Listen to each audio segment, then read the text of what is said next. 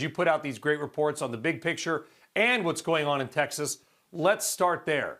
40% of U.S. oil production, something like that, got knocked offline. Yes. Nat gas is down. The question is this: will what happened in Texas, while heartbreaking and terrible on so many levels right now for so many families, will that have any longer-term impact on oil or oil policy? Well, I mean, certainly pushed oil prices to 13-month highs.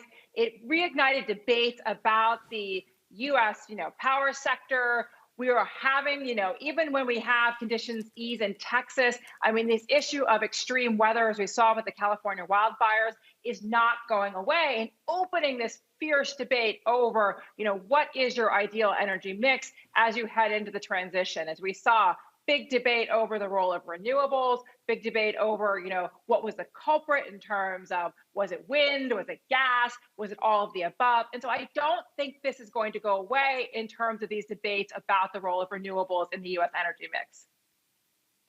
Yeah, and the sad part is, Halima, while people were literally still trying to figure out where to get heat and often water, it became political. It became this political football. People are literally arguing back and forth about renewables and fossil fuels. Like, can we just get the heat on, and then we can try to fight about, whose quote fault, whose fault it was. By the way, great article in the Texas Tribune. I tweeted out that we were, according to ERCOT, Halima, minutes perhaps away from a month-long blackout on the grid.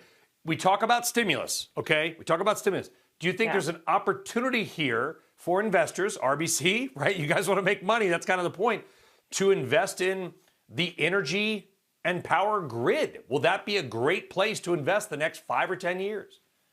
Well, I think this is going to be, you look at the Biden energy plan. It's a huge focus on, pushing investment into renewables, into wind, into solar. This is actually somewhere where we thought there was sort of bipartisan support, because look where these wind farms are. So I think what's going to be very interesting as we go into congressional action on the Biden energy plan, does this impact in any way the effort to provide those tax breaks to wind and solar? Again, something that we thought was very, very bipartisan. What does it mean about natural gas? Again, under the Obama administration, there was a lot of discussion about natural gas being your key transition fuel to reaching those Paris Climate Accord targets, dealing with coal displacement. I think it's going to be very interesting to see how this impacts those debates as we think about the legislative agenda for this year. Why isn't anybody talking about nuclear? And I'm not talking about the Iran talks. We'll get to that in a second. I mean, nuclear power plant. Nobody talks about nuclear anymore. I think policymakers talk about nuclear. I don't think it's not something that is necessarily on TV shows all the time. But this, again, is where I think there is bipartisan support for reaching these ambitious climate goals. I think there's support both on the Republican and on the Democratic side for, advanced civilian nuclear technology. There are concerns still about, accidents, especially after what happened with Fukushima. But again, I think this is an area of broad bipartisan support in order to reach these ambitious net zero goals. President Biden has said he will likely restart talks over the nuclear deal with Iran. What would be the best case outcome for the United States and Iran in any such talks and or some kind of a deal, and possibly bringing Iran back into the folds, which, by the way, could increase their oil exports, perhaps. They don't have to do it surreptitiously in many ways, which could then drive the price down. What do you think will be the outcome here, Halima? Well, Brian, what's so interesting is we have all these headlines out this morning saying the U.S. is willing to sit down with the P5+1 negotiators to try to restore the JCPOA nuclear deal, the 2015 nuclear deal. But here's the issue. There still is a big gulf between what the Iranians want at the moment and what the U.S. wants.